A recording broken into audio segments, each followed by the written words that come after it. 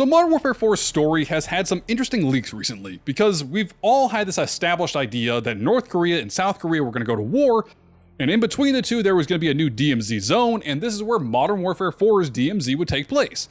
That's kind of the established thought we have, but there is a ton of evidence that proves this idea is completely wrong, and there's an interesting twist that comes with it tying into the Modern Warfare 4 campaign. So let's dive into what's actually going on. And I first want to start off by talking about what most people think is going to happen in the Modern Warfare 4 campaign. Based on the leaks so far, Vladimir Makarov is working alongside North Korea in order to try to start World War III. He is using false flag operations out of North Korea, and he's turning them into a proxy state to kind of accomplish what he wants. So every Call of Duty fan who hears Makarov, North Korea, and DMZ would probably go to the same place mentally: the real-world Korean Demilitarized Zone, or DMZ, between North and South Korea. It's a 38th parallel, it's been there for years, it's the most famous demilitarized zone on Earth, and the status of the Korean War is still kind of up in the air, so the 38th parallel is still heavily defended by both North and South Korea.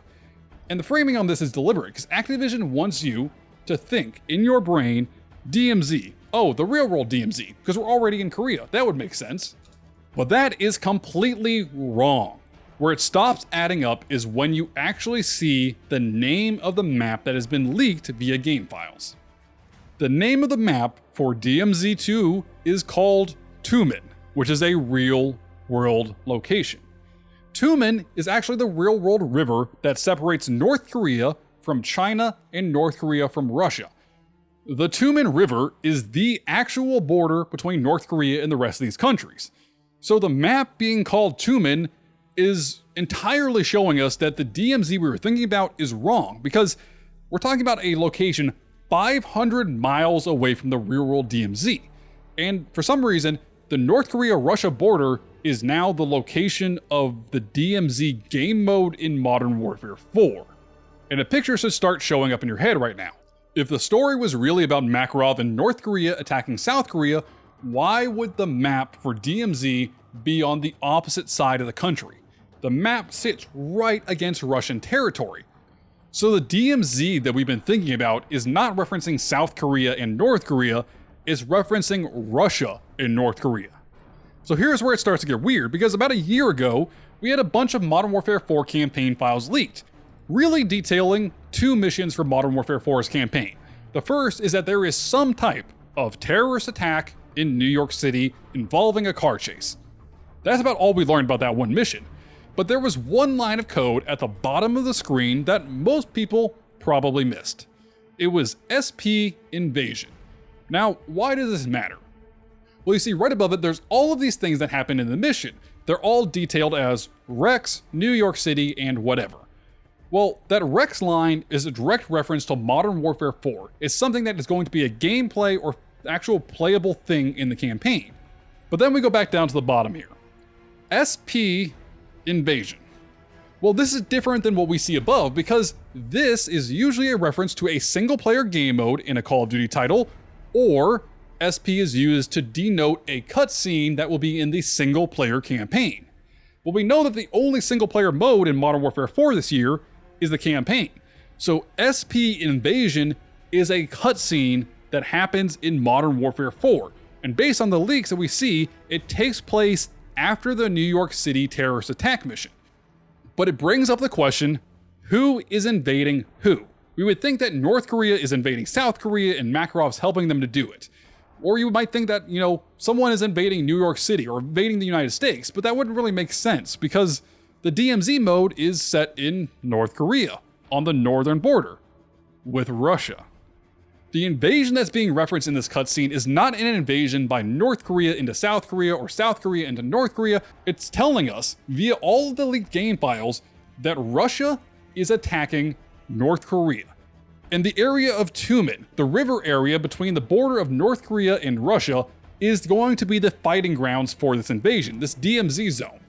Basically, where there's a large stalemate as Russia tries to invade North Korea. And since we know that DMZ, or any third mode of a Call of Duty game, takes place after the main events of the campaign, it means that Russia is invading North Korea, or North Korea is invading Russia. So whatever is happening here, Makarov has somewhat achieved his goals. But it makes DMZ a lot more important because we know from the original DMZ it tied into the story of Modern Warfare 2 and helped set up the story of Modern Warfare 3. But this means that DMZ and Modern Warfare 4 will take place directly after the events of the campaign. But what gets really weird about this is the reference of weapons being found in Modern Warfare 4 and in the DMZ mode. We know that the South Korean K2 assault rifle and K5 pistol will both be in DMZ, and this kind of indicates that South Korea will be involved in whatever is happening in this new DMZ mode, as it's likely an ally responding to Russian aggression, not as the target of the North Korean invasion. And it flips the narrative story of North Korea attacks South Korea and becomes someone invades the Tumin border. North Korea and Russia become the battleground, and South Korea joins as a response to de-escalate the situation. Alongside this, Task Force 141 will be in Tumin after the campaign to handle whatever Makarov set in motion. But this is important because it makes DMZ a lot bigger than a normal Call of Duty plot. It makes DMZ 2.0 the canonical what happens next and not a side mode, and it explains why the devs are putting so much production weight into a third mode this year. Alongside this, it does set up for a possible Modern Warfare 5, but from everything we've heard this year, I don't expect that to be true. From my understanding of the leaks, Modern Warfare 4 will be the last Modern Warfare game in the rebooted universe. But what this actually means for the mode is kind of interesting in my opinion, because it's not this area that's been established to be a war zone, it's an area that has become a war zone due to an invasion. So when you're playing DMZ, you're picking up valuables from people's homes, things that they had to leave behind on their way out. And in my opinion, that helps build a better narrative for Modern Warfare 4's DMZ mode, but we're also going to have 5 different factions fighting inside the DMZ mode. We're going to have Shadow Company, Kony Group, Russia, North Korea, Task Force 141, possibly South Korea as a 6th, and there could even be Chinese troops coming in to help restabilize the situation as they do share the border with North Korea. But it changes the kind of story of the extraction mode that we're getting with DMZ. The location of where this is taking place is on the complete opposite border for what we kind of been expecting so far. It's 500 miles away from the real-world demilitarized zone. The invasion code string only fits a Russia-North Korea conflict, not a North Korea-South Korea conflict. The weapon leaks point to an allied response from Task Force 141, South Korea, and a bunch of different people trying to stop this North Korea-Russia war.